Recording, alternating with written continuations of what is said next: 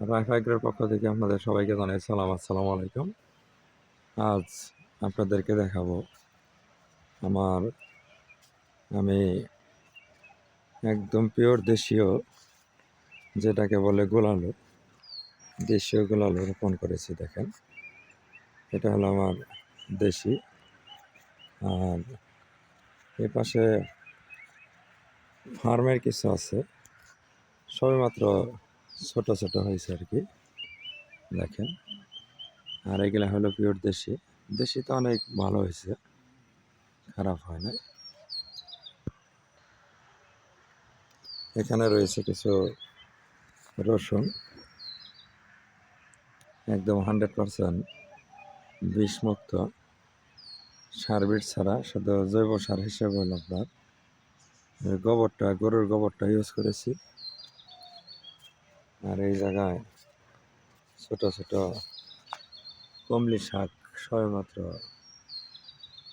বড় হইতেছে আর কি, বড় হইলে বোঝা যাবে। দেখেন, আমি যে 100% একদম 100% শশা, দেশীয় শশা কিভাবে রোপণ করতে হয়, এই যে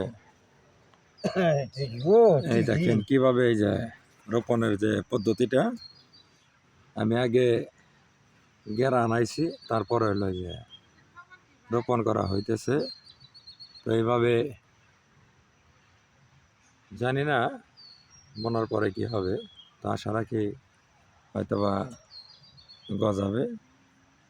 কারণ আল্লাহর নিয়ামত, আল্লাহ বুনতে বলছে, আমরা বুনতেছি, বললে তো আল্লাহ নিরাশ করবে না।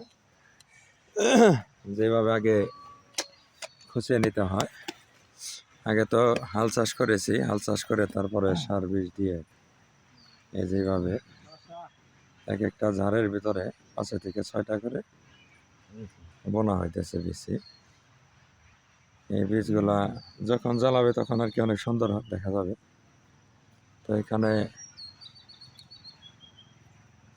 আমি প্রায় 20% জায়গা শশা বুনতেছি।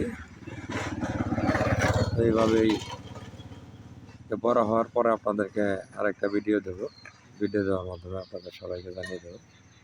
তো আবারও রাইফাইগ্রের পক্ষ থেকে আপনাদের সবাইকে জানাই আন্তরিক অভিনন্দন ও ভালোবাসা।